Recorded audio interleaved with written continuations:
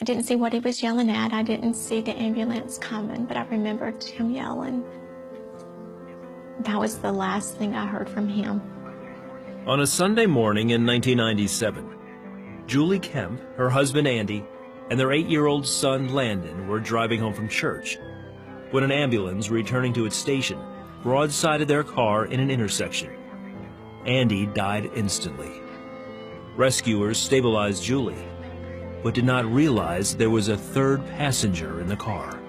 They couldn't see his body because of the damage that was done to the driver's side of the car, and Landon was sitting behind his dad. And when they saw Landon's shoe, it took a deeper search for his body. When they pulled Landon out from the back of the car, he was not breathing, and they all started working on him right away to bring him back. Landon was resuscitated and life-flighted to Carolinas Medical Center. He died 2 more times that day, and both times he was brought back to life. Doctors didn't give Julie much hope for his survival. They told me that if he lived, which did not look good, but that if he lived, that he would be like an 8-year-old baby, that he would not know how to walk or talk or to eat. I was so desperate that that was okay. I would take that just to have him. He was all that I had. At her husband's funeral, Julie remembers feeling abandoned by God. I was very disappointed, heartbroken.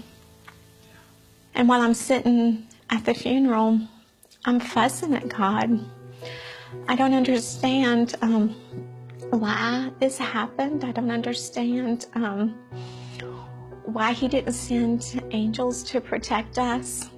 But in the very next breath, I'm praying as hard to him as I've ever prayed in my life for Landon to live. Landon had suffered massive head trauma during the accident and remained in a coma. He's hooked up to all kinds of machines to keep him alive. And there are no signs. There's nothing good or bad. They see nothing happening. I kept praying that he would open his eyes. After 2 weeks in a coma, Landon opened his eyes. To everyone's amazement, he had no brain damage. But in the midst of her joy, Julie knew she had to tell Landon about his father. He had scars on his face, and his head was just full of hurt. And I didn't want to hurt him anymore. So I asked Landon, I said, Landon, do you know where your dad is at? And he told me, yes, I know where he's at. I saw him in heaven. Landon is now grown, but still clearly remembers his amazing experiences in heaven. I remember being able to see my dad and his friend Olin Palmer, who had passed away less than a month before he did, also in a car accident, and Olin's son Neil Palmer, who had died on a 4-wheeler years before. Never one of us said a word to each other, but we were just all standing there. He looked over to me and says, oh, Mom, by the way, I forgot to tell you, I saw your other 2 kids. And I just looked at him because I wasn't sure what he was talking about, but I had 2 miscarriages before Landon was born. We had never shared that with Landon. He did not know that we had lost 2 children before him. I knew that they were my siblings, even though no one had ever told me about them. Just being in heaven, I guess you know your own, or you know who everyone is.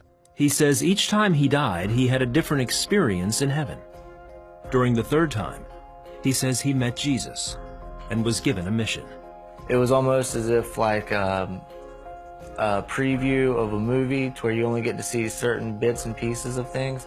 Jesus came to me and told me that I have to go back to earth and be a good Christian and tell others about him. Today, through GriefShare, Landon and Julie use their story to help others who are struggling with loss and in need of hope. I didn't understand in 1997, why God didn't send an angel, but I know that there were angels there, and I know that we were protected and we are living out what his plan is for us. Instead of staying mad at him, I was able to use the story to help others not to give up and to keep their faith on their grief journey. I just want people to realize that Jesus is real. There is a heaven, there are angels, and to follow his word in the Bible, and life does get better at the end. In her book, Faith Has Its Reasons, Julie says God has used their experience to bring others closer to him and has brought new blessings to them. It is a huge blessing that I get to watch my child tell others about Jesus. He is always willing to let others know that there is a heaven because he's been there. I know I'm doing it for Jesus. I know that he's real. I know that angels are there. I know that there's a heaven. I'm not doing it for someone who I don't know or I've never seen. I've seen Jesus. I know he's there. He's asked me to doing this, and this is what I'm doing.